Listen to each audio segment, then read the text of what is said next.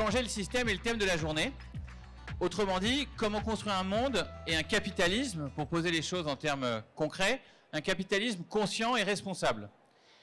Et le thème de ce panel plus spécifiquement, c'est comment changer le système financier, les investisseurs, les bailleurs de fonds.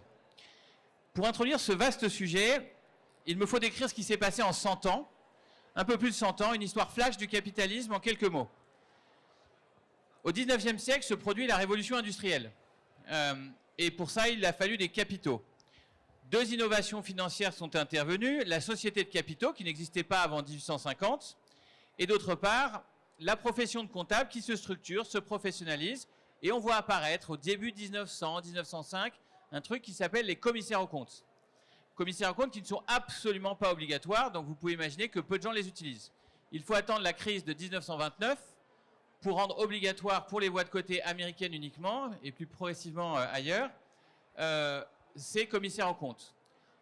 Pourquoi je vous parle de ça? Je vous parle de ça parce que c'est là que se forgent les normes, les KPI financiers. Sauf qu'il y a un problème majeur. On ne compte que les inputs économiques et les outputs économiques. C'est un capitalisme qui n'est pas aveugle, il est juste borne. Il est borne et il ne mesure que la moitié de ce qu'il doit mesurer. Si c'était une voiture, il mesure la vitesse du moteur, mais il ne vous dit pas où on va.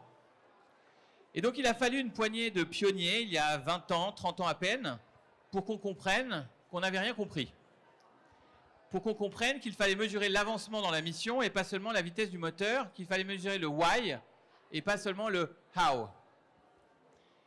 Donc je suis heureux d'avoir attrapé quelques-uns de ces pionniers pour vous et nous allons voir comment les fonds impact et les autres apporteurs de financement mesurent leur impact et se sont totalement réorganisés dans cette dimension.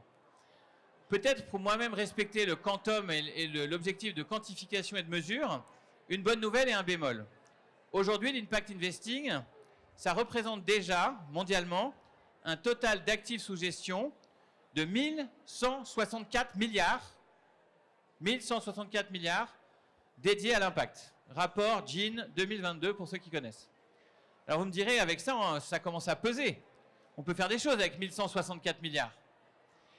Oui, le petit bémol, c'est qu'il reste du chemin et du potentiel, puisque pour mémoire, le marché total de la gestion d'actifs est estimé à 127 000 milliards. Donc c'est 1% peu ou prou.